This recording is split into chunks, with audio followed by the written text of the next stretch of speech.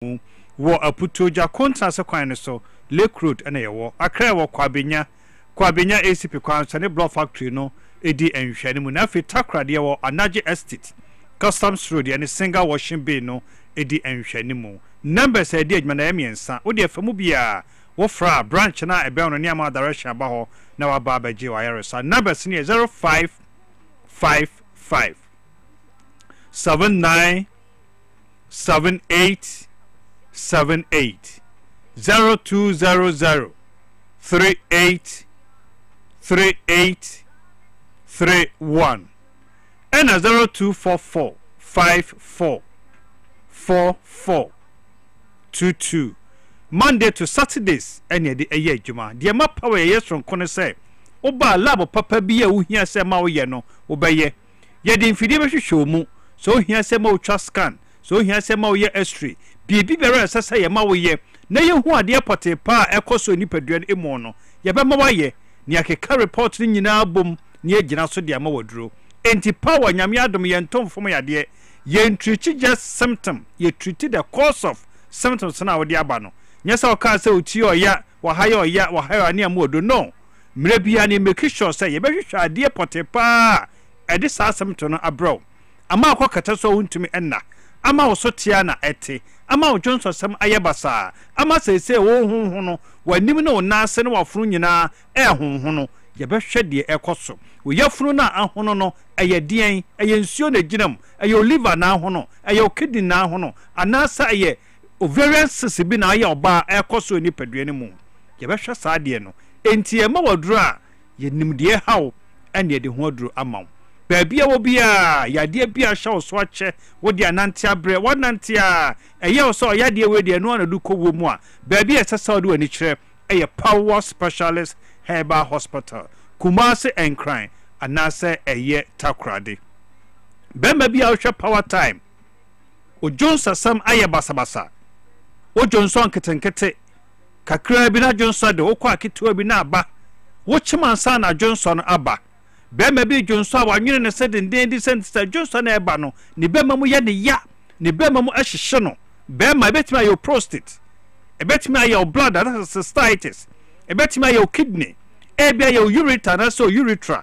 betima so aye untreated infections bi enti so the Johnson ho asamba power enam sa wo ye bema yanka sa wo ne your prostate no sentisa ne ma hodo bebre betima the Johnson mu sansam no abrow One sheye otratra ho ni betie no ne de catheter na se rubber ahye obemam yade ba ko ekoto sesi ya pa so aye kidney stones and kidney cysts and renal cysts ya na ma onfe efom ha nyina ya wo ya e de ko pie wa chi lower back ho no ho hyehyew ho ya wo ya ama wo na se nyina tatai ko bada ba nyane wonu nyina ho no bo modern so ba Power Specialist Herbal Hospital emfa kidney eni agro kidney stones and kidney cysts yade as say ekoso pa na men kan tro fatty liver nso so yade a ha nkrofo say sa obrabo no ayesrade baby biara fa liver no ho say ya fatty liver say ya liver enlargement say ya liver cirrhosis say ya liver cancer baby biara ekoso onipadua ne mu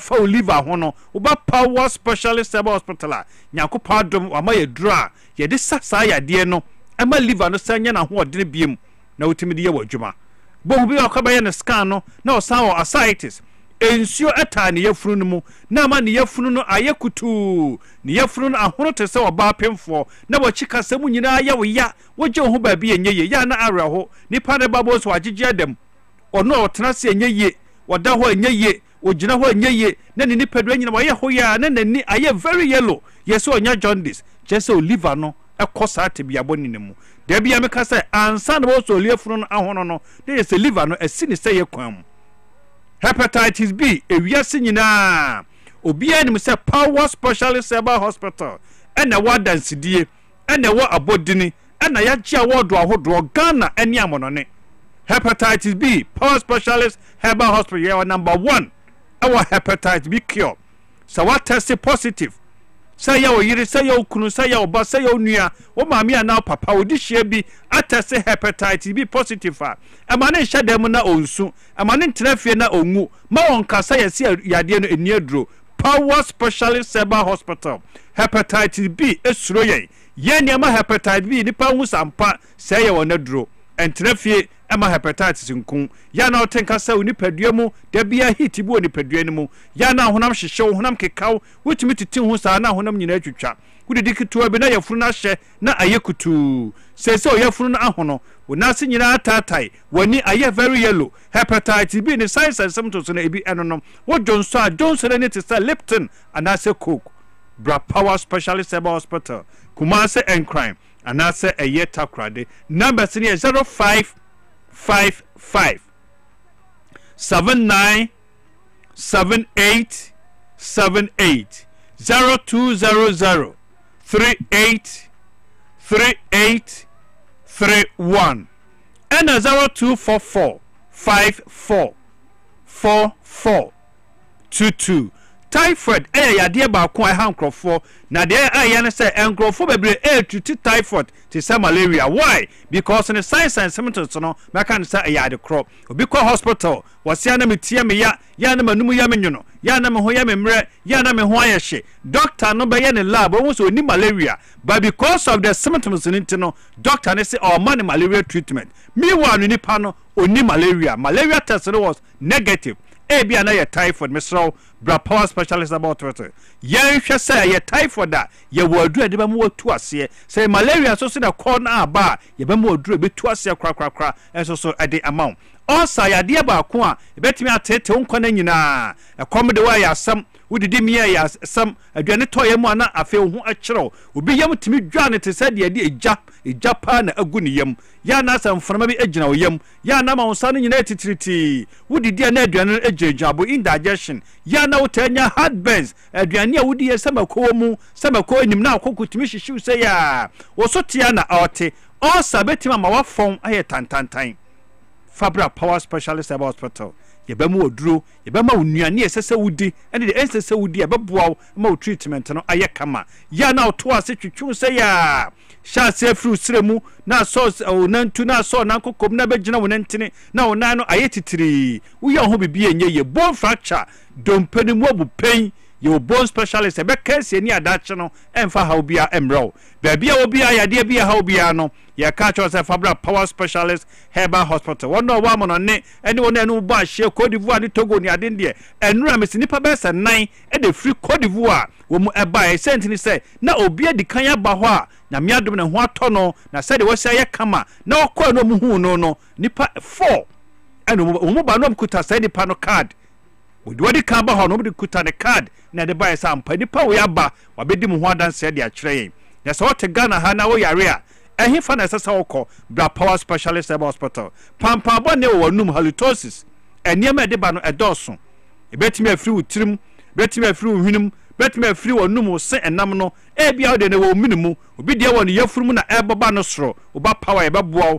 behwe de odo de ne ba ne atu ase de amaw woni padua timi atitiriti ya no edududu utia fam a ase ade bi etaro na ase na wo na ase nyina ayetofo Bra Power Specialist Herbal Hospital uhia se ma oye massage ba yo massage kama ebe ntiri no biebie na blood circulation etimi take place na sati tire ni nyina etimi afro so wakoma etimi bo se hwim wanye ba bia ntana na wo yakwa kutu atofom yade bia ha bia kompo na hyew minimum wo yo ba wo ye bema wontimi mo tight say dem baby oba wontimi enyi ukomu da bia de ade akyekyere okon kompo bra yemma yemfase kan enka yebemu odru ebeda ne nyina ama ho atimi atọ awarefo amopa wo mumienu nyina momra ema bebre anum nuro ema bebre atinisuo na so behwe na problem na kasa no na efiri mema no mema bebre low sperm count na so ya ne de ho sobo no e de atọ eye ema no nko aso baabi amu obi amomra power yenya mo lab yenya mo scan yehwehwe ni padua ni mu baabi a problem no wodo yenso ano na mo so mutimi nya ba na mo ninye yade bia tra wo so ache sisi yade mu odene obi kotodwe ahono obi kotodwe yesi nsuo giram obi kotodwe wotenase enye ye wosore enye ye Bra Power Specialist Herbal Hospital yade bia ha obia bia yentimi anka ho asam obi de eye ewa cough obi timi bo wasa sabi na odwonso no ho Bra Power bema bia wayemre wo mpam tena ho mama no enidi watam keke enu ntina Power Specialist Herbal Hospital yade jiri kajiri aba ni dini ne honam esse bema bia wo hia bi bomode so nsabetimi akabie we anya aphrodisia da bi bema no ayentini ani moja se moja no entini ngura ntini ni mu a na te se bema no ayemre sa dro we de ni te bayi ntini mu fi nyina ama moja na timi akoginam na wo gina wona so wo gina na so te se bema na se wonya aye adua ya hebatin mexai bia aye immune system booster akwapem mampon Center for Scientific Research into Plant Medicine womu abodro yaba so say immune system booster betimi abo ni paduane so nya bi na de kagiri no ho de a na te se ba bia ewu ede amount yewo adua ya malamis aya malaria duro what test positive for hia bi ebabo to malaria na sen ama ho atimi atɔ na afi yewo adua ya herbal tonic we so ye moja duro aya ni nyina no aya herbal ya sone subro nu nsa no yede esa yede Food and Drugs Authority register ajatum ete amai babia obia babia ton habadro bia no kwa benya no ni nyina bi atɔ Power Specialist Hospital Kumasi wo feyase yani Jasper Flint Station di enhwɛ mu wo aputo ja contrast kwan no so Lake Road na yewo Accra wo kwabenya ACP kwan so ne block factory no edi enhwɛ mu na Takra de wo Anaje Estate Customs Road yani single washing bay no so edi enhwɛ mu frɛ 0555 797878 0200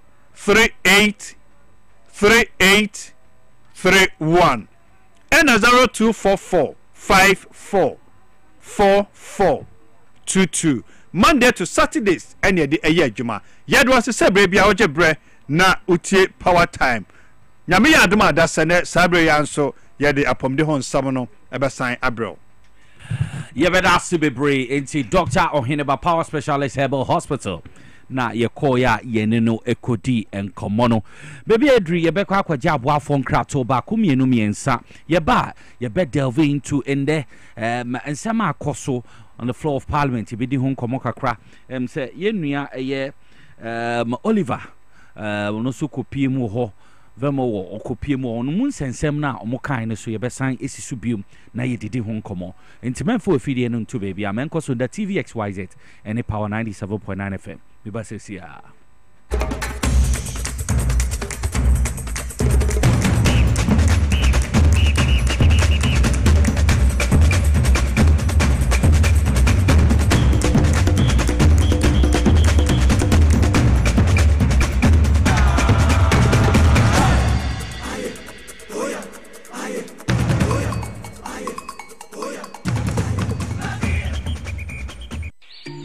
Now, let me tell you about Safari Valley Eco Resort, the first of its kind in West Africa. Upon your arrival, you are introduced.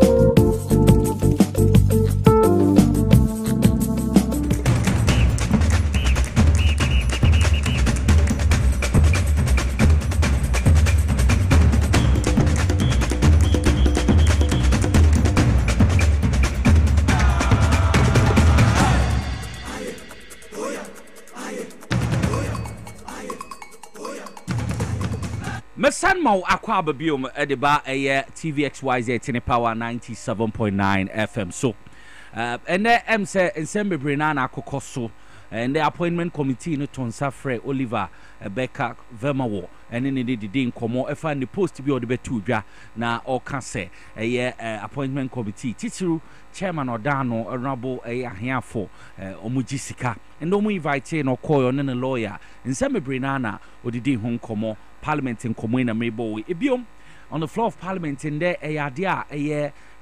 Parliament majority leader or Sansuya leader of the Parliament or the Tuja Ramahama Ayaruga Honorable or the Tuja say a Wusha Kwanya ele parliamentarians ni bi omufi parliament bro omufem anyhow omufem ti omompe bibi enhwe se aso omo retirement ni ade no betumi nya package bi ama omo welfare ti sen me no ni adbedi adanse ahwe ma akoso parliament bebre yeni parliamentarians bi a besi nde no omufi parliament omo braye basa bi ho ana titrotrum obi esi sabi no nye sika kra ohia sika bi di ato edro kake na wewu nso na we ababa ye parliamentary abehemra e di abo man Ghana nso make say na niema agye ego niema e basa e di amomo nso omo di nkomo efa no eye parliamentarians and after parliament omo welfare ye honorable Collins Dauda kasa bi fa ho ekuku dem bebre na na di ho nkomo e kan se no kre oso omo hwenti omo sie gina kan se e ade a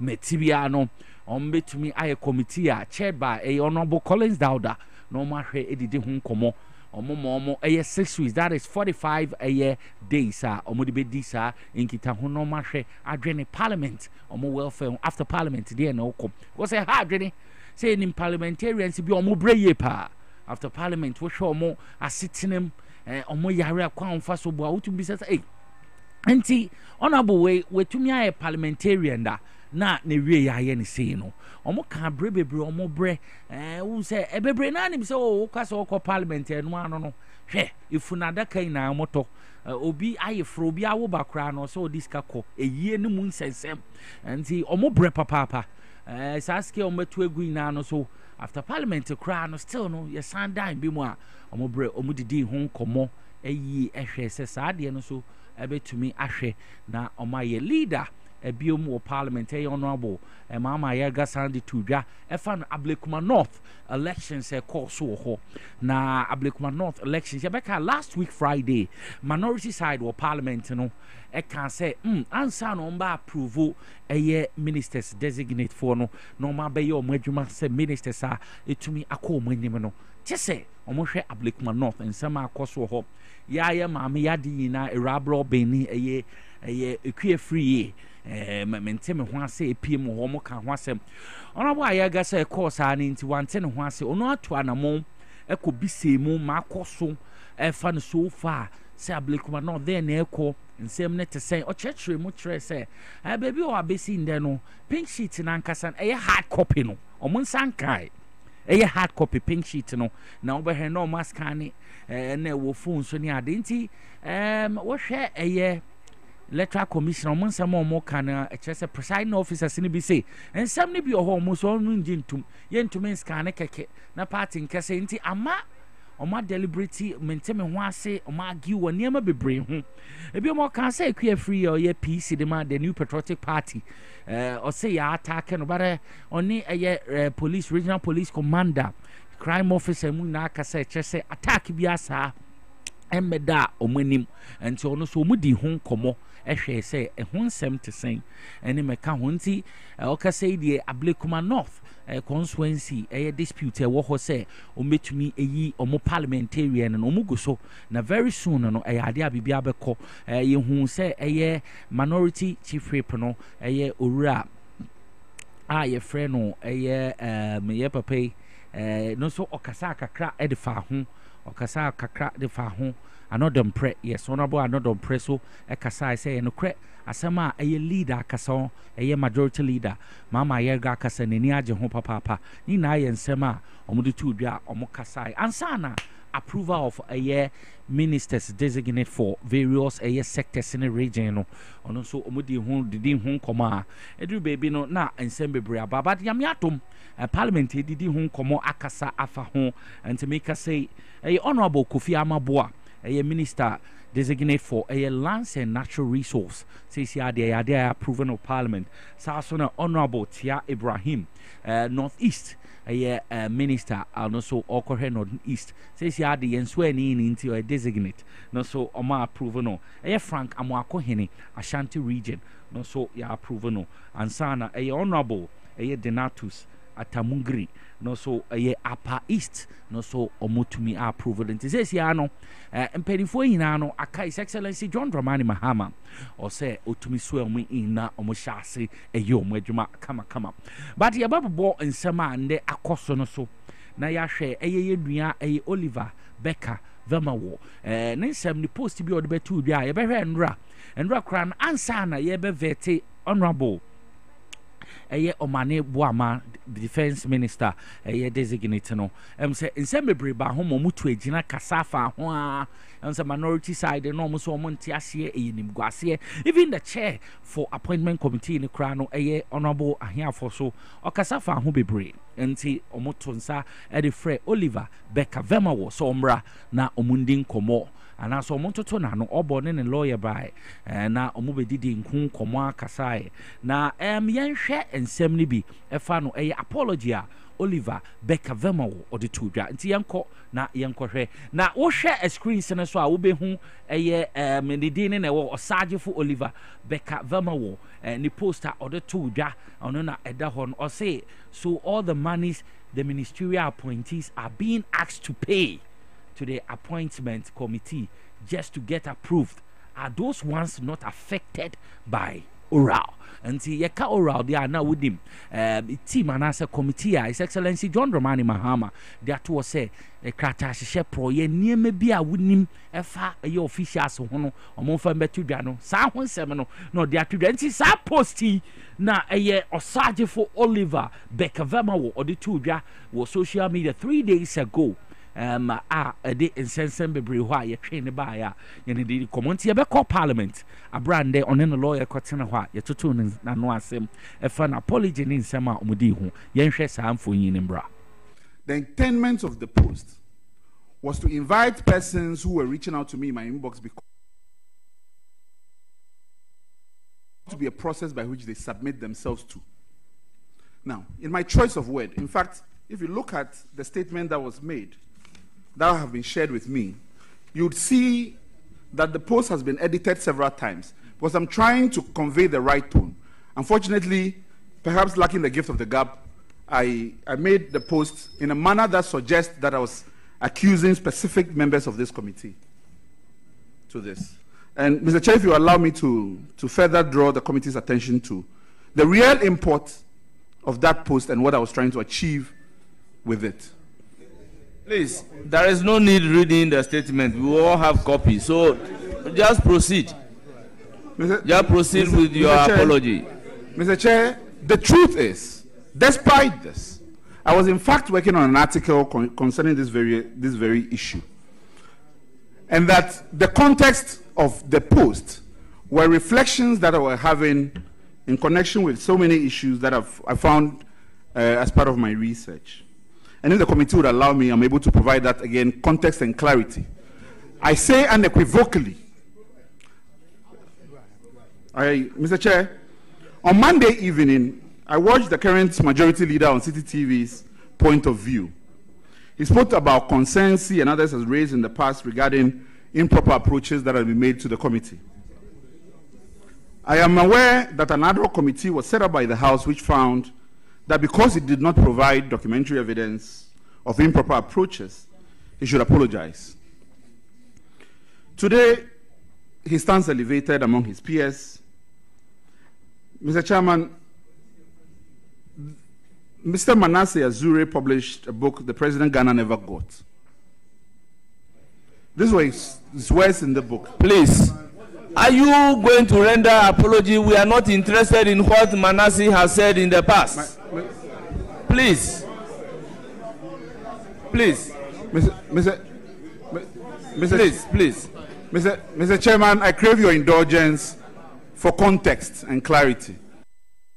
Enti Oliver Baka vamawo na yete na no asem no ancha okofa manasa azuri book bi na aha chairman here for honorable or say aha enye ono na yehwe apologize na yen proceed yen kwa enim na bibia entumi koka nti ho nsem ne bi na odo tu dwa but ono no kire se ono na ye kire ne die mu ono no post no ka ho asem no kire se NPP for omo social media platform bi no omo de sansem nti mo no omo ka se o say chairman here for agisika online meka ho no de eno de onim ho but MPP platform bi no omo de say no to ho one of their project bureau nti enyadia onim hu bibia nti ono ne de na am say ye de tu dwa mamu na mo hu ye nti we ya de ana pay appointment committee e call ho Oliver Baka vamawo otumi ode ne nsem no etu dwa ye be didi nkomo kakra ye be hwe nra one of the longest vet in a course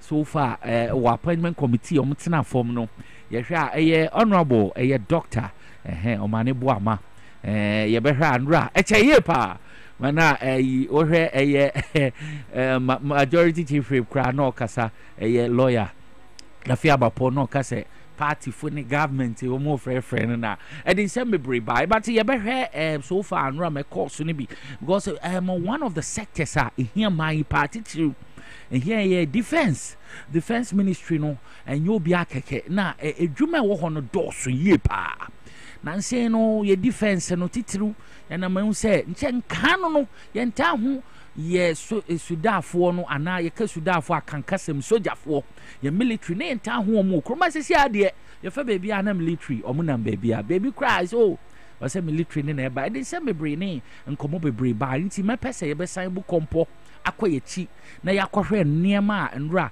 omo vete Dr. Omanibo amansem omo kakan ne ade nti betie bi medical ye behwe on advices nsem kan Dr. Omanibo ama defense advices o mbetu no fo mpanifo mu etino mo nim bekasa kwan obefa so obedi na dwuma ne ade mama yenkohwe sa kasamfo yin mbra. I'm sure during the briefing you have heard of defense advisors. Our defense advisors carry very high our national flag, including the flag of the Ghana Armed Forces. And over the years that I've been in Parliament, at least for the past 4 years, the story has not been encouraging at all. There are conditions of service. It's nothing to write home about. And I'm sure they are very excited to find Dr. Omanibo Ama as the minister designate. She do get a nod. Look into the camera and tell them, what will you do for defense advisors who are struggling all over the world? Thank you. Thank you very much. Mr. Chairman, the defense advisors play critical roles in the countries where we deploy them. And they work very closely with the Ministry of Foreign Affairs. And so it will be a collaborative effort, of course, with the Ministry of Finance also ensuring that they are assisted as much as they should. Their challenges range from accommodation all the way sometimes even to the daily subsistence allowance that they would have to be given. When you demotivate them, and some of them are even generals, when you demotivate them like this, you do not expect morale to be high for them to do the kind of defense diplomacy that they should be doing. Not too long ago, I was talking about the right equipment to assist our peace support operations. Defense advisors, defense attachés in very critical countries can even work to let us have access to aid that we may never have thought of. So we need to invest in them for them to give us the multiplier effects of those investments. Ghana will benefit from those strategic investments. Enti Dr. Omane Dr. Omane that yetin in Kano on defense no minister designate for defense enti Omane Buama doctor na yetin in Kano advices our defense no eti hunsem eni bi na yebisa na oyi ano kama no wo hwe edidi mi na wo hwe kwan ofa so yinsem na no so onimede na adwuma no so obetumi abo enkomo ya na ha Ghana fu na ye recruitment you recruiting kofo de call Ghana Armed Forces. Says ya the Betian says so forms in a crabba, and quala yam form no makoto form 100 Ghana cedis. Nipa bi ho 40,000 nipa bebre and so yam fat ebon obi ho kra na says ya recruitment obi ho kra na form kra wan tobi. Ya say ye dinidin real. This time to me who obi kra bear 40 years, 45 years. No, just a couple poi pa na we rim. So no so atumi abeye sojani ana military man ana women hadwene how mu recruitment in the Ghana fu na adwen ho mo nti ase be call na ese medicals about time be fa ho ya pedwuma mankwala ye be fa ho aboka kapa so obeya na say ye hu bebi anipa na fi na ya fa nipa bi how we fa so ye recruitment hadwene ye ya politicizing no yemfa omwa competent people omwa the right people ombetumi aye obi ho a wo hwe tete ne yenim height a defa nso wo hwe ne height oba be utumi hu obi na chese nipa no waye putisi dudududu America kron tumi ntumi nso nipa ina na ya form ewura Ghana Armed Forces enti enini bisa no efa no kwan obetumi so obeye minister of defense obetumi afa so aboa no my recruitment enya the right people ombetumi aye adwuma no ona say yes military man and military woman or church mu kwanya His Excellency John Dramani Mahama vision and no aso beboa na bibie tumi akonkan no how we see aye a recruitment era Ghana Armed Forces ma yenti ono sumra that I know, and from where I sat about 17 years ago, if you circumvent the procedures, the rules of engagement, and you get enlisted or recruited, you are likely to suffer. And there have been some dire consequences. Some recruits have died on day one. I remember at 37 Military Hospital, there was even someone who was in training. Not that the person was flat-footed, but it was almost there. Severally, the person had to come on admission. If you have a heart condition and the systems are circumvented and you are enlisted or recruited, you are just jeopardizing your life. And so, looking at it purely from the medical point of view, I'll be the first person to advise you, if you genuinely don't qualify, not to attempt it. Let's face it, I recall 1997 when I visited, the person is still a serving officer, so I don't need to mention the name. When I visited the person at the academy, one of the first things I saw was abandon all hopes of normal life, all ye enters here.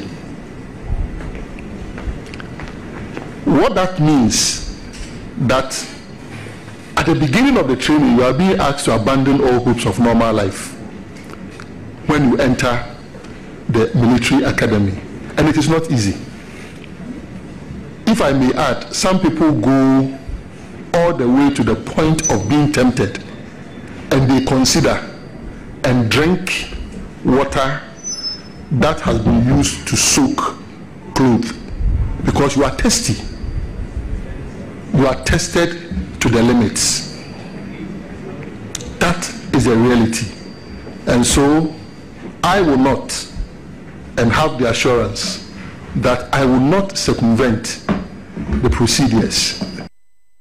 Enti Dr. Omanibuama, Minister Designate for the Defense, ono ana okasa osi procedure kwanya ye fast ye recruitment ko Ghana Armed Forces no sa kwan no pepepe no obehwaye enye kratamomomo asu bia obi hokra omba training ni bi omba onkoye hwe onko medical omba han se werem enti ono no oba kwanya eda hodada yenim se ye faso ye de fan kofu momura eye Ghana Armed Forces no sa kwan no so pepepepepepepe na Dr. Omanibuama se obefa so na hwe na mo atumi aboa na bibia atumi akonka because say ade ehu ye military fia na ye machine wotumi bisa ho say ei na we de oye den qualify ye we otumi ko training ne height ebetumi aboa ndi ya de ha adwene age wise ekura no onse bi o ha obese okita football age pa no di military no mu a ha adwene ye nti how ya politicizing no ene niam bi no osesa de na nya adwuma competent people right people omo deserve so mura Ghana Armed Forces sa no omo behwe de aye adwuma Dr. Omanibuama na ne hwa nti ijesi ane de yate de wo qualify a unsu da enya de obehu se obi kura betan social media so no okasa monhwa ma mechi mato form sa ato me room ayemfame nso obi etia ehun se nkofo be social media to me complaining nti Ghana Armed Forces me room anye bi owo bibi bia so kwan be fa so na ya asem na sikagye eno so adoso se sia no pese wo ba bi room wo fa ase bi wo nua bi room a wo nkita ibi over 20,000 Ghana cedis ibi kuraje 30,000 Ghana cedis yete hun se mebre so okay oso okotua edifa baby middlemen for intermediary no one wo finfin obaji acting boat so okotua mapani bi ene meka ho nsense mebre bi kura mesi ye de no minia senti konipa no so no di ni sika man back wonye ayisabi wa wonye Ghana Armed Forces ni no wuji scan na mu asemede man se wono wukotua yewe na ma frost enkofu scam enkofu we mu osesa ne mani na be 10 of the past enya dia ebesi biom ma sa ne mana koso nti yeguso ye hwe nra nsama Dr. Omanibuama Minister Designate for Defense or the two na ma ye kwe de eye galamsey sesi ano galamsey ne de aye hu pa akaeke ne ma etete se eto se bi kra ye nuanu military foi sesi abi kra so mpa peacekeeping akaeke ne nsama ewuro bi mpa peacekeeping also no so the gallant stop in me roma ai he say joint force no muni eye police ni ade no mu wura ho a se gallant stop no wotumi ko ba woto asase si dan sesi ade bi kra peacekeeping no Ghana Armed Forces ni bi eni so mo de mo ma me so me nko galamsey site ni bi yenko hono because omo ba no ma ayi wo hwe no pocket side and side abodam wa abodin nji sa ne ma ni na so koso ye hwe kwanya sesia no ebe ma eye defense no so metumi aboa me yetumi stop galamsey illegal mining honsem wo de mo ma nko tie mbra na ye ba ma ho bi ato so nti Dr. Omanibuama ne nsem okasafa eye galamsey ho mama yentio soldiers to fight galamsey, especially after the war incident?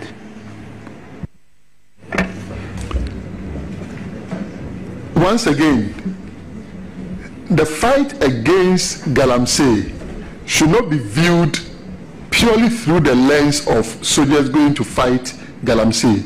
There are several things to look at. Reclamation, providing alternate livelihood programs and all. When we are clear to the people that these programs are ongoing and they are going to yield the needed results, you'll be surprised that once you are showing people of alternative livelihood programs, you may be able to reduce the numbers and the police may not be that overwhelmed. But even if it has to get to the point where you have to deploy soldiers, there are several factors to look at. There are UAVs that can do some of the things that soldiers go and do in the forest and in the mining communities. You may say that, okay, the UAVs may not even have weapons. But honorable minister, honorable former minister, you know that there are even weaponized UAVs that, should that become necessary, that can be used. So once again, it is not a yes or a no answer. We need to look at fighting Galamsey as a comprehensive thing, providing alternate livelihoods, programs, land reclamation, letting the police do what they have to do, and if need be, bringing in the military in addition to modern technologies that can help them perform their functions. Okay, enti Dr. Omane Boama na kuti nensemo de tudwa efa no Ghana forces won so kwan ombefa so metumi aboa ma illegal mine na ekoso ese yensuo ese yensase ese ye quiet forest reserve no omaye no enu bi no kan kwan ombehwi deploy Ghana forces fi say edin sem mebre aba wo tie me anase wo hwe wo TVXYZ wo betumi ahwe yensase a essay wo hwe kasamfoyini a wo hwe TV no so ahwe Galamsey aye man Ghana yensuo na ni ayese cocoa powder no yensase na essay ye forest reserve ahro na sesia no asen kra no na we nyina no ye behwa the previous government. His Excellency Nana Addo Dankwa Akufo-Addo Kaso de Nedjuma as a president to so and nso ye nyina no meko hu ye report on one minister in charge of environment in betu bia Professor Boatin Bekan ne say Nana Addo backyard kra no ye tu Galamsey wo ho anamonkai sa niema nyina koso yensase asai hu ye water bodies ye rivers ye streams yem to me show what the behaka samfo yin that TV so we ran hoy oman Ghana ye forest reserve na yetumi ewura mansu yetutu bon ya sensase no enti we nyina no anyade a easy Dr. Omane Boama wo edwuma kese ye we edwuma kese ye papa even kwan kra ya allocate an ye deploy military no kra no Ghana force na wo matie ya ka nhwe me ye kra se to se bi kra na ye bi mutumi disika kotua se tentina ye nene nka galam stop no nko ho se chese bi mu kra de omo se onko peacekeeping bia because peacekeeping sika na okọ 2 years 1 year obekọ no obenya na obetumi de 2 days yen o galam stop so okọ fight ye nsem bebre Galamsey na say mine na se sia no ye koko kra no ye koko si no mutumi so hwe se chemicals aseno ene Ghana cocoa nyame hia so tata kwashim kofa baaye ni nyina no sa chemicals ni bi rere cocoa ni emam mo de monhwe yensuo na omode chamfan tina so a omo twehwe nsuo no maaye na se kra me hard 22 omo western ni central regions of Ghana nsuo sama kwatwe am omo river pra na dido nankasa no mo ho mani aye wo de hwe chamfan na eguso nti Galamsey ni de ehia ye pa Galamsey ni di ye pap what Galamsey I the previous government and Nana Addo Dankwa Akufo-Addo ni Dr. Mahmoud Bawumia omo government entumi akọ eno kwa ho contribute pa na mo man Ghana kasa and some Nana Addo kan so the presidency online or the toso na chese eni nyina da me niam kan ho na entumi ama ye tuti omo because omo hayen hwe na say kidney problems e do so na ni na aka ho bi Sanai da na enim senkanu omude friend omude ndro ahoro egu sese nsuo no yade a menim se Excellency John Dramani Mahama wo how papa ansana honorable Kofi Amabo ansana Dr. Omane Boama defense was omo na no ekabom together no mo hwe eboa say be stop illegal mining in Ghana na ha adwene yi Nana Addo Dankwa Akufo-Addo ono nko aba over 2000 licenses no mo de man kofu so mumfanya adwuma na ni na no so hot na kofo a no banana the license no say yensuo in the name of community mining no the say yensuo chairman futi sane mani no so kutia and security men na ye de kwai so so corrupt security men no anya se kwa akọgbo yensuo no ho ban the previous government there man na ye no kọ no kwaso no so koye yie okọ no ko peskaba na chese odi abeto abaye bibi pebi sa na omoka nti security men no na omo agenda say si omo ni so say ye kwa akoko ti anya sa adrobo banana omo afrobi ene ye ba mo site ho ene be rasa forest mu enti forest ne be room on bedro no obi ani ho na omo de excavators na akosie etwa nru egu so mana akono no enti security na omo kokko etie na ye hu enema bi ehu yenyi hu mfayin bia so ya chi nipa baako ni na no na ye bi frakadam dodo na nka so omo nye ko so omo na akwa sikasem na esi omo ani so na omo akoji sika hye omo ho to omo bedru ho nyina na omo afreda da ye bo omo bedru na obi ani ho sa ne me nyina akoso enti Dr. Manebu ama wo adwuma ye sa so na eye honorable Kofi Amaboa no so wo adwuma ye pa Lance Natural Resource wo adwuma ye galamsey no ade ha Ghana ne da Ghana fo akoma so se nti hwan no betumi akwete ejide say His Excellency John Dramani Mahama betumi aye sa adwuma no betumi aboa betumi to asenti ebi no Lance Natural Resource Kofi Amaboa honorable Minister designate for Lance Natural Resource so na Minister designate for Defense Dr. Manebu Ama betumi ahwe aboa na galamsey no ma kwenti papa ade a no so ehia ade yakoma so wo hwe water body say ni asay ni nsu ma ye ne hawa ede breya ha adwini yi papa na Dr. Manebu Ama veti na nkoma yi didi ona afanyo markings no so oni Dr. Manebu Ama toto na no bi say bisa ne nsem yenkwa ne yenkohwe minority leader afenyo marking no so oni Dr. Manebu Ama nkomo mu didi ya no toto na no muma yenkoti nsensem ne bimbra. Let me remind you on a lighter note that the fact that I'm grilling you doesn't mean that when you get there and you are supposed to give protocol allocation, you deny me. I'm telling you, you cannot, because yes, there is, and committee members benefited. Yes, there is something like that. When I was a defense committee member, your ranking, your members benefited. I am saying it on authority. They did. And they even had more than with the MPP members. They did. I'm not. That's a fact. Kennedy Japan was a chair of the Defense and Interior Committee. They benefited. So I'm telling you that when you are giving, don't think that because I grilled you, you will not allocate. Honorable ranking member. I did. Honorable ranking. Enti samna no wutie ora afenyo makina minority leader. Nesamo ke chese still nani wo mo. Hwe ope biama futu uvizo di agro o say a time nanado dankwa na ban wo so no mo ano mo committee for recruitment no mo benefit wo hwe nsem no kan nyina na akoye se still no mbe ha Manebu Ama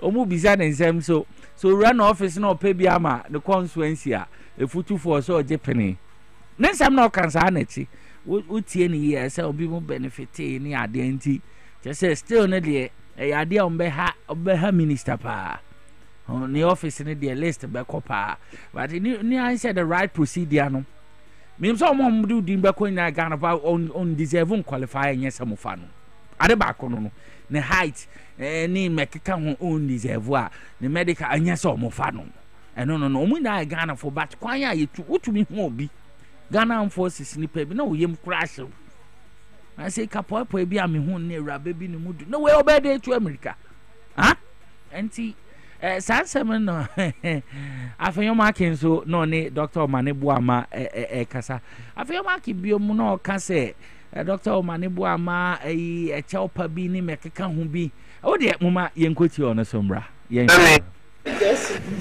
conclude by saying that this morning there was a real issue about your appearance.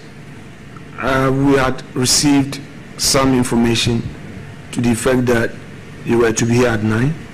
Apparently, the letter to you stated 11. And I think my respected colleague at the bar, Madam Joyce Bawa Mutari, was quick to alert us. But this was after I had passed some comment. Let me unreservedly say sorry to you to the extent that some listeners and viewers had construed that to mean that you were late in coming to us. I mean, I think it's only fair that I, in your presence, reiterate that point. So it was no fault of yours. Enti the Tenano Honorable Afenyomakin so ensemna yeti no. But says ya no ye shifte na yako agric sector. Na ye ka agric da ono on ye designate minister in charge of agric culture. Honorable Eric Opoku. No so oka agric lands asem efa kwanya bi mu enkru cheese mekeka ho pa. Wetu anamo wabo pro ashase ewura ni ministry ni mu kwanya ibefa so a imfudie ni niema betumi adan yenko Honorable Eric Opoku so nensama wakafa agric lands yenhwemra in it all yourself from the field, from all the agencies that we have taught. One major challenge confronting agriculture in this country has to do with encroachment of our lands. You go to every department and the land that was earmarked for agricultural purposes since time immemorial is being encroached upon. It is something that you cannot understand. Our fathers and grandfathers taught of us and earmarked these lands for agricultural use when they had power to use the land. Now we have the power. Instead of us preserving these areas for the upcoming generation, we are messing up everything that we have inherited. We cannot understand our generation. We appear to be a selfish generation bent on destroying everything as if the world is coming to an end. We do not think about the future. I visited the Animal Production Directorate of the Ministry today, and I was taken to the Farm Institute, which was established by Dr. Kwame Nkrumah somewhere in Nungwa.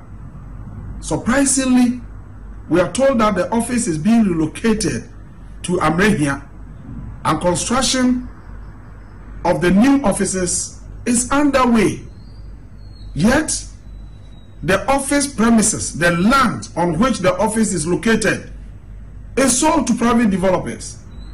And the private developer is walling the entire area, hindering them access to their offices. You saw in that area a wall passing through the office of the Farm Institute. What kind of life is this? And in all the departments that we visited, their biggest challenge has to do with this encroachment. We have to work to bring an end to this encroachment challenge now. Otherwise, we are impairing the lives of the future generation. Eric Opoku and Yatin Nkano, Minister in charge of Agriculture, Onona Okasano, we share a choir. Farmlands are whole and agric Ministry of Agric crown or Monsa Sibia or would be for research in a mekaka home. Quite a bit to me a bussy agriculture no so yaten coaching sassini be brave. Nanina and yet the Sombono ya the ball the previous government and Ado Dankwa Kufuadone, Dr. Mahmoud Baumia by. We're in Sassini be one officials and I know more transasina Santua Momo Asasia. Say Minister of Agric dia ubehono na asase na obi ebesi dan na asase ni twa ho pe na chese obi so ebesi no wato no wo ne meka ho ade a me no na ya yesu say ya Agric e wo form ne meka ho mo nsa asoso kakra ye de bi ya research ye de hwehwe niam ebetumi aboa ebusi agriculture ma etumi afa ne ntuma pe fra no ya gege ho mo nsa ase ne bi say asase a ye de ye adwuma efa agriculture ho e wo nungwa Mosomo de kwa mehia de eso make say kra yenyansi dan wodwe no a wonti ase nti sa dan no meba say o ya ton na abakuro mu dodo sa na omo kan na e wode atie ha adwene we ye nsem bebre ye sase belong to Ministry of Agriculture na ye twa ton ye ton mo ho en say ye twa ton ye tonton mo ho a ene me ka ho ha adwene yi na me wo gidie wo Honorable Eric Opoku mu se obetumi abo adwuma ma wa sha asi okone saade a medim se agric ebeye de o nimde ni onimde yanko nsase na mugu so etwitwa ton na omo fafa nsase ne bi uguso omo ka ho asem mo ma yenhwe sa akasem fonyi na so mbra so until the other area is fully developed. So they shouldn't make any attempt to take over the land on which these properties are, because we don't have any other place to send these properties. Yes. We'll go to where you have the animals. And then too, we are told that you are under pressure to evacuate. Are you going to carry the animals to your home? They demolished our bungalows already. They demolished your bungalows? Yes, sir. They demolished 10 bungalows. I mean, this is not fair. So we are going to act immediately on it. And I believe that the situation will be normalized within the shortest possible time for all of us to see that, yes, there's change. This is a change for better. It is not just a change. We must ensure that things are done properly in this country, so that when we are not there, those who come after us will see that we were able to right the wrongs of the past. Thank you very much. Inti Honorable Eric Opoku ana yete nenkano kwan a mo faso encroach agric lands no ho enkomo bi ha adwene me say Honorable Eric Opoku de na besi form na sa na mani na cause lands I belong to Ministry of Agric no omo encroach bebre me kasa na mo nsase no omo twetwe bi nko fa afafa bi ha adwene yi pa ba who say Sanya Manaba Meji Honorable Eric Opoku di say obetumi de ne na si form na why say adwuma ne kama na bibia etumi akọ enkan asa mayanhwe minister designate for works and housing Mr. Kenneth Ajay no so veteran in Sembebre na no kan on finance minister beka ho asem ne nra no so vet in a course so nkoma omoni didi okaye me pese recap sa na ema ne bi na yehwe ni swade hono ne competent people His Excellency John Dramani Mahama person no mu ye adwuma yenkwe ne yenkwe Mr. Kenneth Ajay minister designate for works and housing no so no nkoma odi ye ne bi on finance minister yintimbra. Some contractors have raised concern about their unpaid certificate for works executed for works and housing. As a sector minister, what mechanism will you put in place to ensure that these issues do not keep coming up? Thank you. Thank you, Mr. Chair. The issue you are talking about is of great concern to me because contractors take loans for their contracts. If they are not paid, it becomes an albatross on their heads. When I get a nod and get to office, I'll call for those files. We'll review it, and I'll have a conversation with the Honorable Finance Minister. We'll see how best we can raise funds from other sources and then arrange with the contractors and see how we'll pay them. But I understand what they are going through, and the NDC government will ensure that we satisfy them. Thank you. Enti adiatena no Mr. Kenneth Ajay no minister designate in charge of works and housing no koma odi nyina no say mo omubisa no efa no contractors omusika akem ni nyina no ekobe nyina no finance ministry the previous government nkofa ye adwuma nso wanim nanado no wo fa se ende biom se kenoforiato ontuo enti wo hwa contractors omusika wakem contractors say make us bofom contractors omadwuma nyina say because people ko gigi loans no mo dey contract ahoro but we na first came ma mfa manti adesia ho papa honorable Atofo in charge of finance ene ye nua Kenneth Ajay ye betwe mo pa because Kenneth Ajay no ono na obehwe works and housing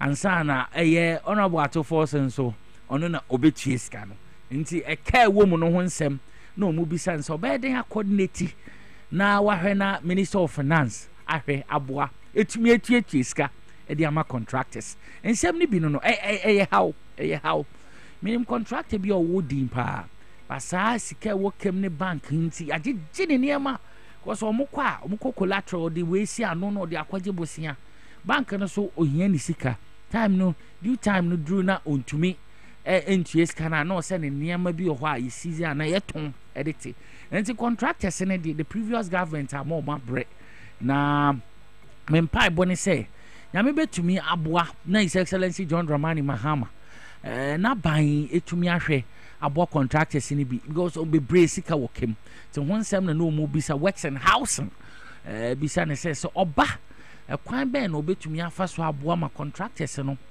finance ministry no ahwe ma omu nsa ka omu sika ho komo na omu bisa ora Kenneth Ajay no yasan enkohwe public private partners no so ya dia wo hwe works and house na ye ka public private partners a PPP na no so kwan a mo so niema bi works and house no bi be si dan na ne kwan obefa so a mo ne be kan bom ye dan ahro housing sa niema no so problem pa mbisa no nsem no so kwan a na dwen ochre ma ye nkɔhwɛ Kenneth Ajay on the public private partners kwan PPP no so hu nkɔma mbisa no mo so tre na dwen ye hwembra.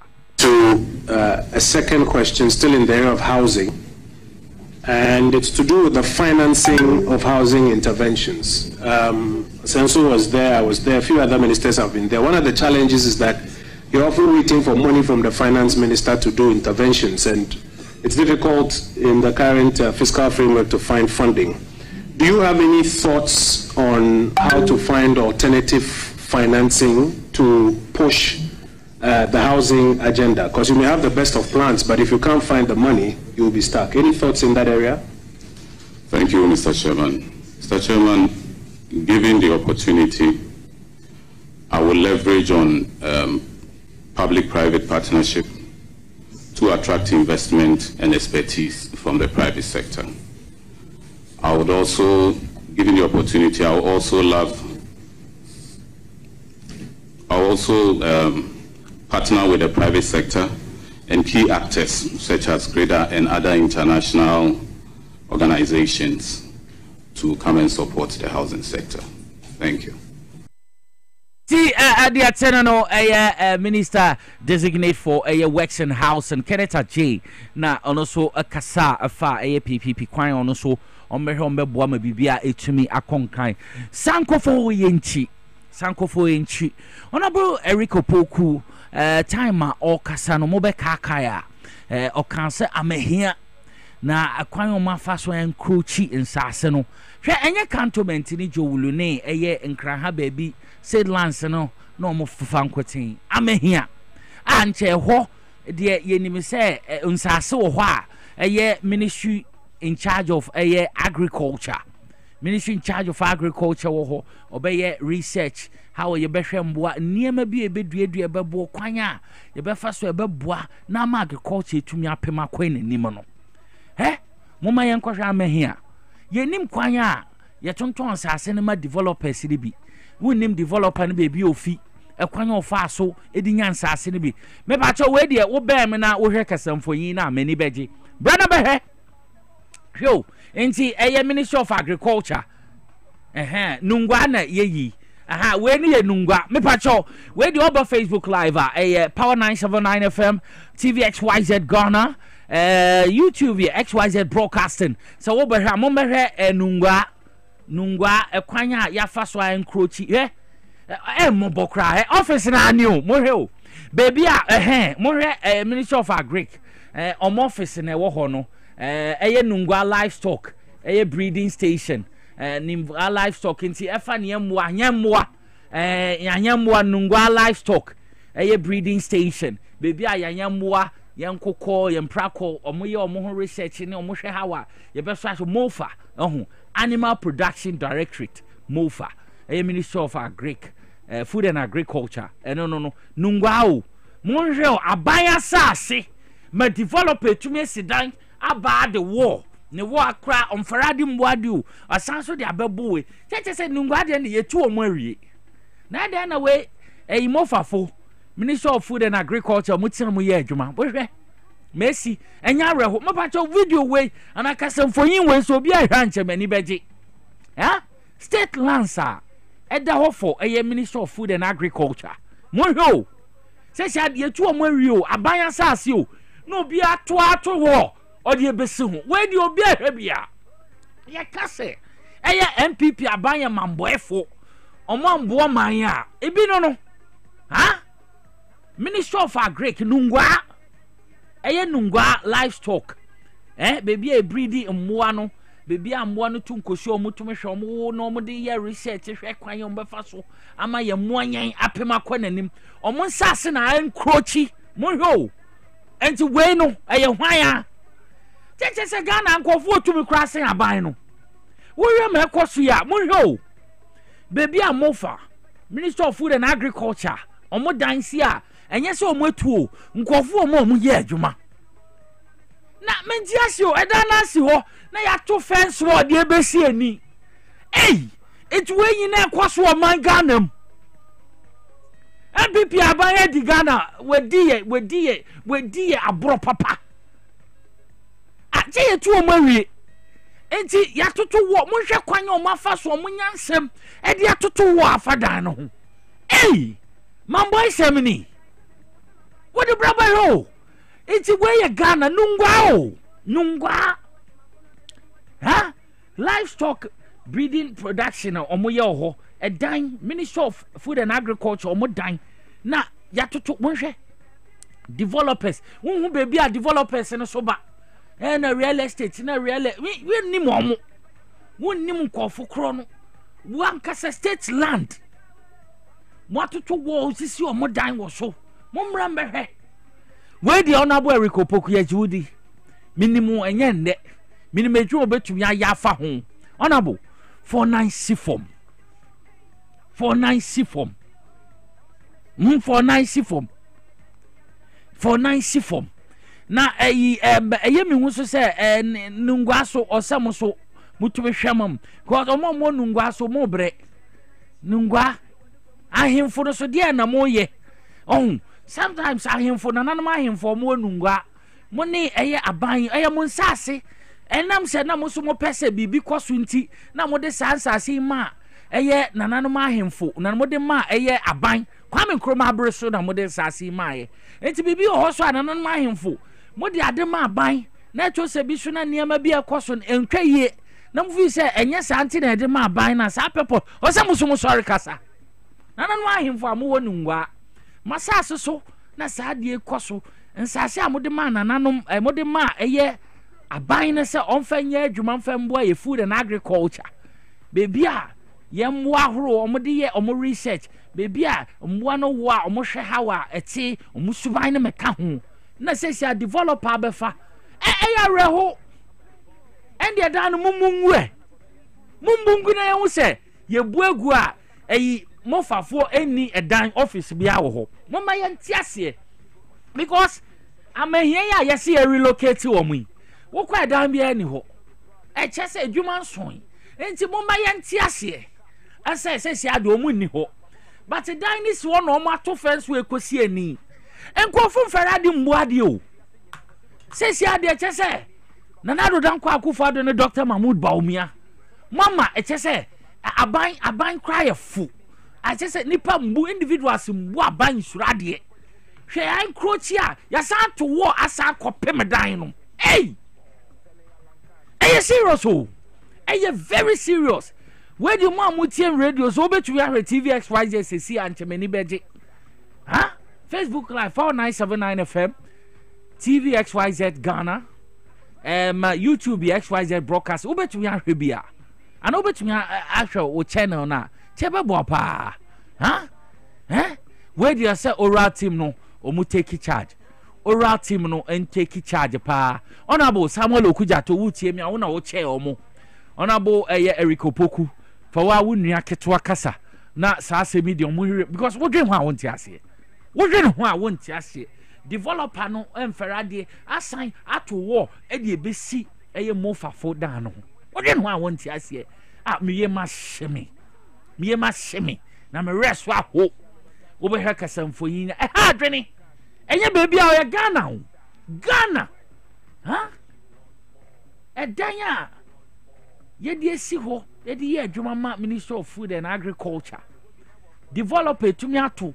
Wo de mumumbu ne prekwa. Menti ase. Mfo yin obi be ka say okay now. No. Wo hwe me kwaso kwan o mafa so ato ha adwene.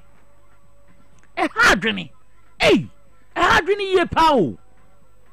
What the mumu dine and then was so mabu. But first one, mutume to an mo de best a hardwini.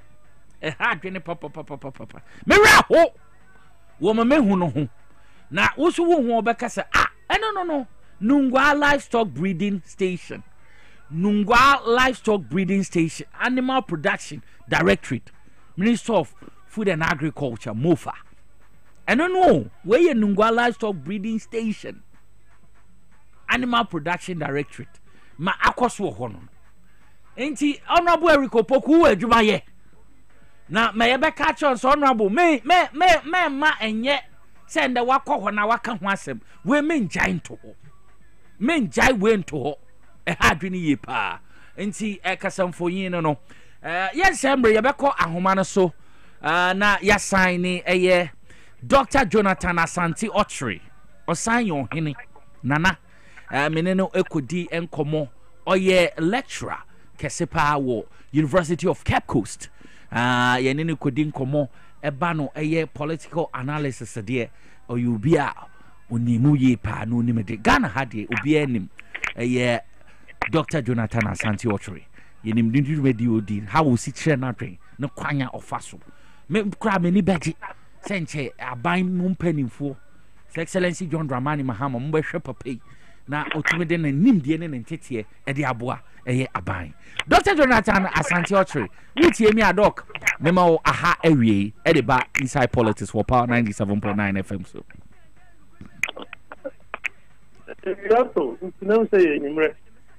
okay mema wa adwe ni bre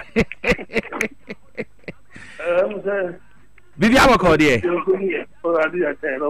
ya so anyame e de ache ye da se wo manti yenim se oniema bebre na wo yen so waje pene ene ye ebedi enkomo ye bopunu mu a na wo manti enye bone say wo hwe eye so far vet no ma shase ministers designate o mototo o mano so far wo vet ne say oma yabobo omudin ekwanye omo faso toto o mano omo so solutions ahro omo adwen omo aye ede boy His Excellency John Dramani Mahama the vision no wo wona say so far vet no appointment committee omo ahokeka kwa omo faso bisa question ni eye omo so omo kwotene omo anim ni omo din komo no wo wona say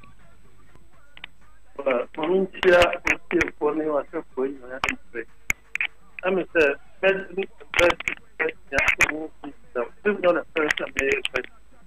There is one thing that has always been constant to the vetting, and it's depending upon which party that is in government. A bit stop from their own, and that has been the case over the period. So you don't have. But occasionally, we say, I am a good time, which me, it is a question. Point like, sometimes you won't say, some of the questions is to make a political capital and a political gain out of the situation, they cut across both sides. The other thing is that I think so far, you have not seen an abysmal performance, on any of the nominees that the president has given the nation. So far, with the exception of one, and that is the Eastern Regional Minister, Regional Minister, some of the baby are now used. I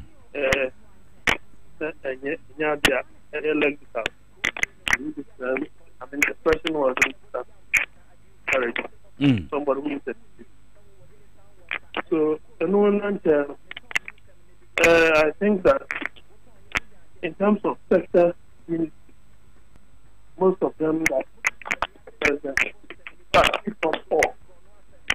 they have really demonstrated depth of knowledge. Okay, Doc, with my job position, we mammy and chair, me feel say bebo kakra, and see I'm say line no more down ho kakra. Don't for your kasana minti. Imuda hopa. Me ba cho yenti. Utino, they are not mentioned say.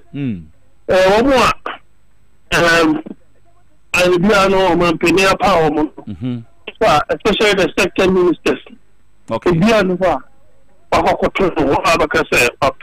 performing abysmally. It's not even worthy of the position. So far, I think they have all done creditably well. But you can also still choose those who doesn't the committee. But in top of the finance minister.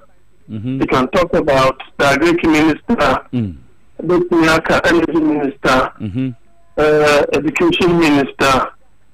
I mean, roads and highways.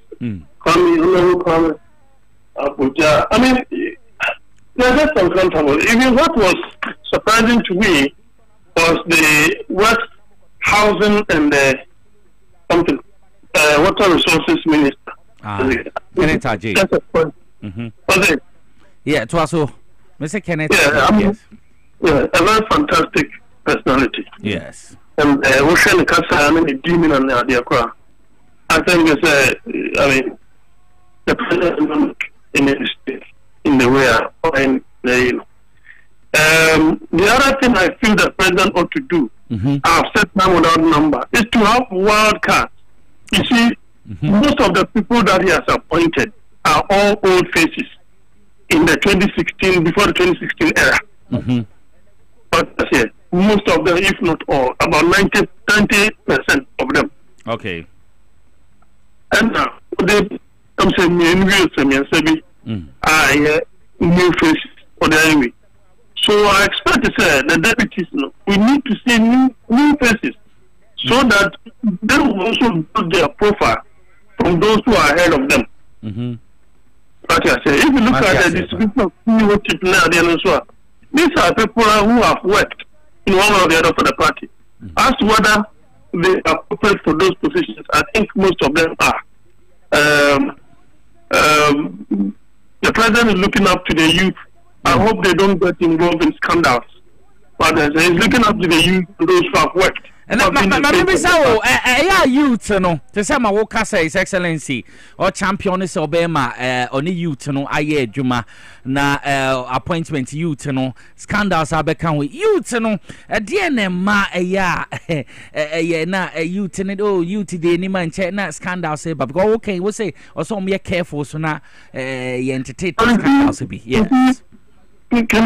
Yes. Opening. Akwala to me bokrono, okay. Yes, just that the youth are not too experienced. Okay. And one more Andrew Bebia. And what he say is going to tread cautiously because or a Janet now those things. So no ministry here. But now a political campaign is standing on the podium and making all manner of gestures is the same as sitting and handling and controlling administrative issues. But yes, you need experience in that one. I haven't done certain way. So if at the end of the day, anything can happen. But anything can happen. And you know that the moment they hear one scandal there, they will latch onto it. And then that is it. You are going to have, a slow pace of development. Now, other thing is to say, I want to say, among Penny party, a year, what called youth manifesto. And So the youth do not see their representation along the line. Okay. That in itself, and people will latch onto that and criticize the president. So it's doing good or well by the youth. So that opportunity at the moment, they cannot anywhere tomorrow somebody in money and it's more opportunity. They can't say that. And see, we want to say, His Excellency John Dramani Mahama, so far, we share youth and so you share CU a film, and even we share ministry appointment. You say Mabunum, Mujamono, it will be more between our boy Juma. Now, we can't a fun in a deputy, and so we want to say, sir, youth and so room or a deputizing or Musia from or Mumpenny for no, so a bit to me about. Yeah, certainly, a bit me up. Sometimes the people are but to put them in the limelight with to me, he or she could get too much excited about the position. Okay. So sometimes you can let them understudy, those of the little of some age, okay, so that when they are not there, they can easily step into their shoes. That's how it should be. But I know because not beyond level-headed say, hey, I'm going to do something. I have to pinch myself. The president says, you must serve with humility. You must serve with truthfulness. Right here. How many of them will have that level-headedness? When you have such opportunities that. So definitely, it's different going somewhere that they're not supposed to go. Run around with certain, plans that will in the end bring the name of the face into dispute. But look, my member South as me, what share so far? Obi or Hobby Beccasso on walking a talk. Would see a choir, ye vetti or more, ye or mano, or mutumi casa ye, what share one casano? What do any show more in a way? Who say, Quine or Musi Casa, ne how Musi ye, obey to me abwa, na omwe to me abwa, my His Excellency John Dramani Mahama, the Vishina, or one more my gun and to me abremoyana. The second kind be repayana because would see Casa no more can also be brina nimide, or muni momoka, obey to me abansamai. If they go by what the president is suggesting and saying, I can tell you, sir, if we contracted Global Info Analytics and I say Fit Solutions and I say Economic Intelligence Unit, and I say even CDD, say they should do the president rating. I don't think he will have less than 80. Okay. So he wouldn't have less than 80. The 20th would be the opposition who do not see anything good in him. So I mean, the rating is quite solid. Perhaps some people have had cause to complain of certain positions given to certain personalities. But apart from areas, they say be Attorney General, finance, which come with specialized, skill and knowledge, I mean, the rest, you just have to be a bit broad-minded to serve. Apart from that, it is a one for loading yourself over the technocrats, the bureaucrats, and those who have the skill in that area. That then, obviously, you are not in any way pushing the agenda of the president. And the way I mean,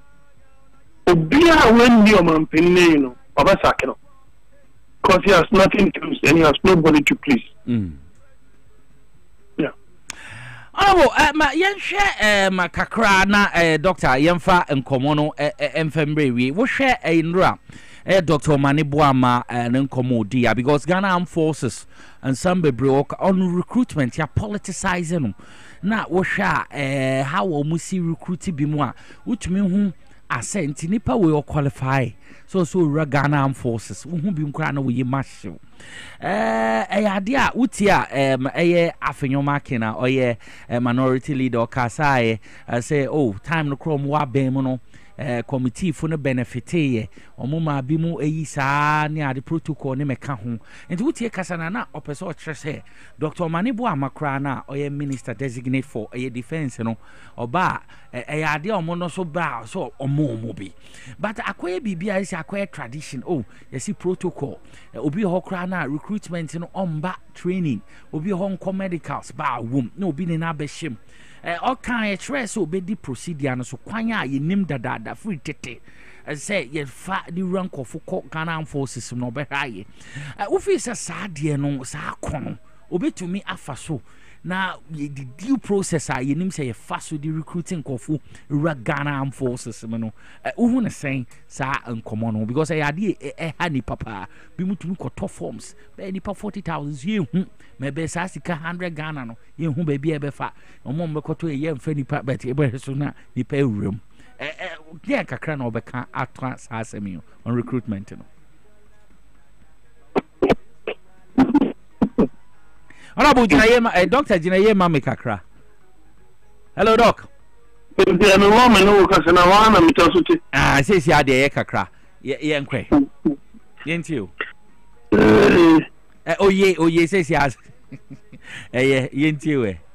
So I don't think it's only typical of the military. The police is part, immigration is part, fire service is part, custom, they're all part. You see, and I politicize those who provide service. And I politicize those who provide service. It is because of job security, internet and because it doesn't really pay. In fact, it doesn't really pay. Now, the military, yes, they get opportunity of bringing out some dollars. The police also, when they get missions, they make some dollars. If they do one for some women. I think it needs more to be done. I don't want to believe it. The military, especially, can say, yeah, don't go through top training, which qualifies him or her to join the military. Can use protocol? I doubt. I doubt. So what can I say? Everywhere. It is because, but you see, in the military, you have no military protocol. You have not one-time military people. And that by that, it means to say, they want the family because they served well in time past. So that family, discipline. So they will prefer to pick those people from their own food who are through the protocol. But protocol does not mean that you don't qualify for. You must definitely go through the process of qualification before you are picked. Okay.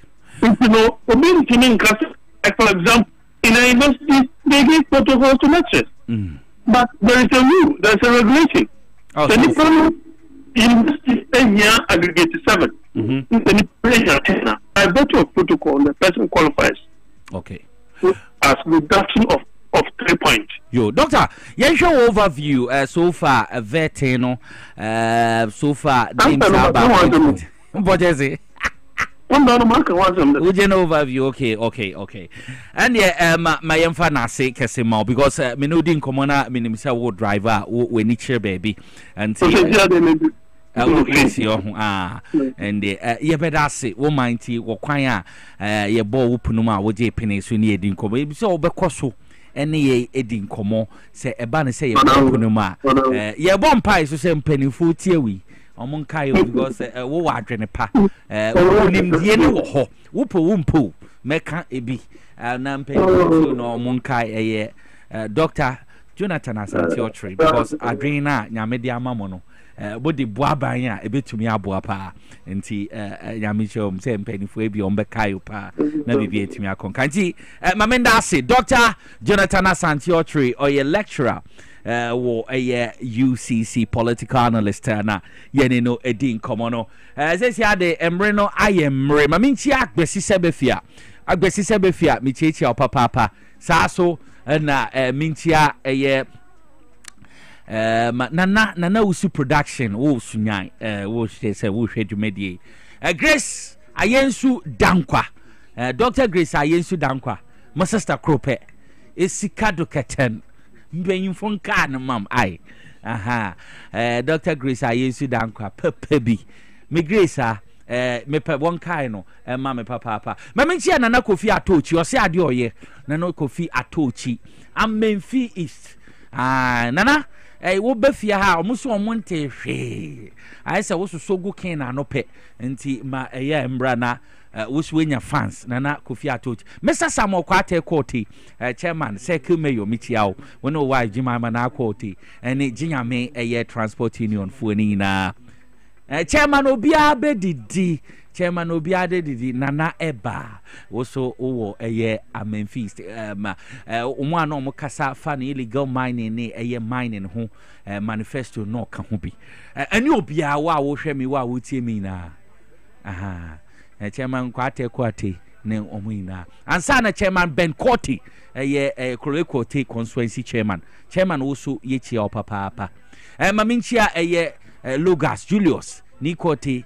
yichia papa DVLA congratulations on koma Asafo Ajay yichicho Erica J mago muina ya wende bema news wo ho nti musu news wo ho mfa na sekese ma Raf Jampo so na producer obo mechidom Edemark Anthony Francis ensana modem ho no Abbas muina Osofu Peter Muina cameras Muina bo mechidom ansana oba papa bi wa free ne 32 ansana DJ Philosopher and also XYZ ono no ma onfa admedi from Nicholas minimi nua be poso hima Mugabe Mase na edi dwumedi bro kai say aha na veti ne mebekọ so bia wo behwe na wetie ti mamu so a news papa bi mo de mu hwam ema no so mo ba mo ho ahomeka wankasa ehwe ho no TV no da ebetafre wano nti aha na ezidwumezi ne besi Yesu amba at sema Pentecost beka no debi ebe sensia bye bye.